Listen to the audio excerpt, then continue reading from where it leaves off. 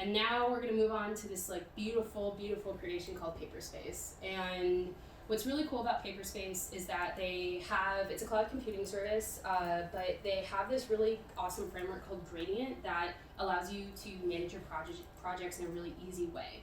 And these projects are broken down into experiments and jobs, where for our purposes, experiments and jobs are effectively the same, where it just means that you're running a batch of code, like a training function, for example.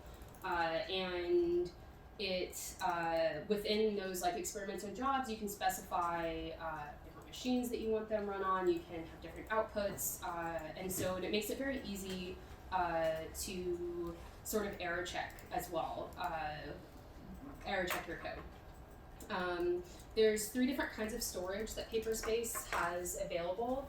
The first one is called persistent storage, which exists in this /storage directory. And what's nice about that is it's any project or job or experiment has access to the data here. So that's why it's highly recommended to upload all of your data sets to storage, because literally anything then can access it, which is really nice. We then have something called Workspace Storage. So within your project, you can specify a workspace that basically just defines the code and kind of the file hierarchy of your project, and that is pretty self-explanatory.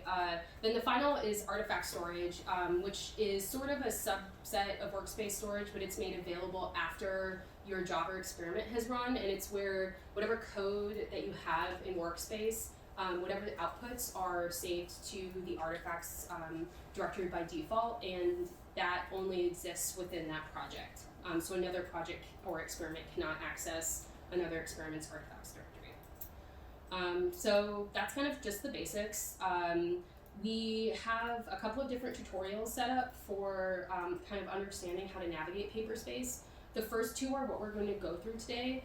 The final one I included because it's was sort of how we ran Paperspace last time, and through the command line interface.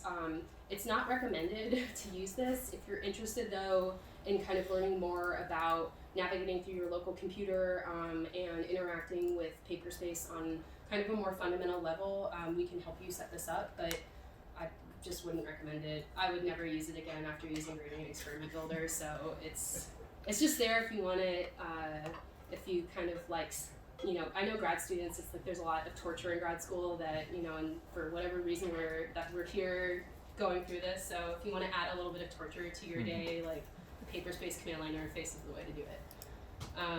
Cool, so if you click on the Paperspace uploading data, it takes you to this page, which is the start of the tutorial for how to upload and download data from Paperspace.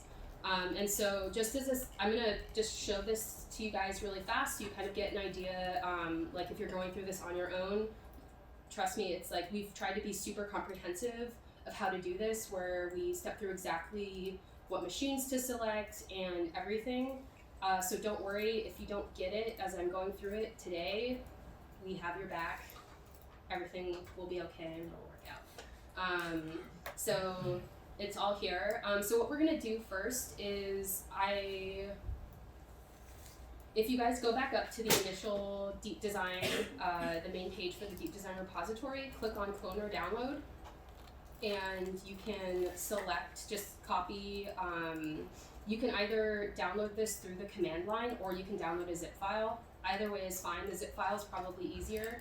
I'm gonna download it from my command line, just because you can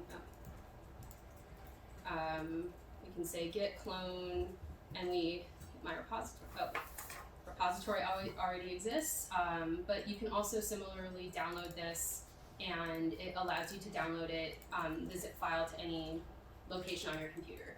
And the reason why I want you guys to have the code locally is so you can access the zip file and unzip file.sh functions, so we can upload those to Paperspace in addition to the network weights that I sent out in the email, or that Matthias and Sandra sent out.